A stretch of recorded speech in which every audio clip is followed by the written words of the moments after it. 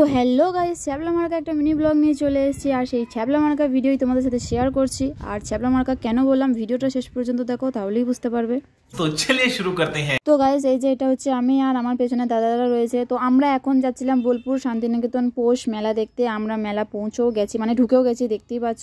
আর প্রথমে এই জিনিসগুলো দেখছিলাম, যে জিনিসগুলো আমাদের একদমই দরকার না, তাই ওখান থেকে দেরি না করে চলে এসেছিলাম। এই ডেকোরেশনগুলো একটুখানি দেখে নিচ্ছিলাম।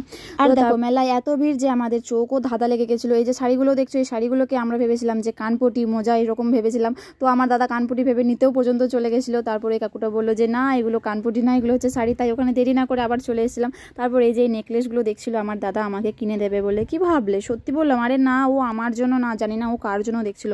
তারপর এই যে আবার একটা দোকানে চলে গেছে। এই যে ওর ছ্যাবলামো শুরু করে দিয়েছে, কি সব করছে দেখো, টেনে টুনে সব মনে হচ্ছে ভেঙে টেঙে দেবে। আমি বললাম ওরকম করিস না, আর এ বকবে, পালিয়ে চল। তো তারপর এই যে দেখো, এখানে ক্লিপগুলো দেখছিলাম। প্রথমে ভাবলাম এটা নেবো, তারপর দেখলাম যে না, ওই কালারটা নেবো না, এই যে এই কালারটা নেবো।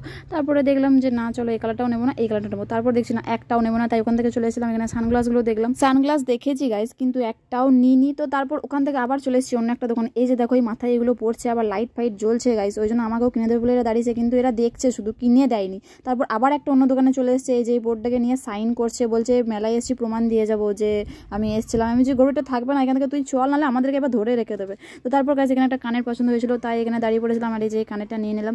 তো তারপর অনেক ঘোরাঘুরি করার পর প্রচুর খিদে পেয়ে গেছিলো গাইস, ওই জন্য চলে গেলাম খেতে। আর এখানে দাদা দেখছো কেমন দাঁড়িয়ে আছে, মনে হচ্ছে ওরই দোকান, ও এত সুন্দর খাবারটা তৈরি করতে বলবে যে কি বলবো। কিন্তু না গাইস, এত ঝাল দিয়েছিল, ও শুধু দাঁড়িয়ে দাঁড়িয়ে দেখেছে, আর দেখে ঝালটা দিতে বারণ করতে পারেনি, পুরোটা খেতে পারিনি গাইস। তারপর খাওয়া দাওয়া করে আবার ওর ছ্যাবলামো ও শুরু করে দিয়েছে, সব দেখছে ট্রাই করে, বলছে মেলায় এসছি কিন্তু নেবো না কিছু, ট্রাই তো করে দেখবো। তো তারপর এই যে জিলাপি আইসক্রিম না কি, আমি এটা নাম জানি না, কোনোদিন খাইও নি, এই প্রথম খেয়েছি।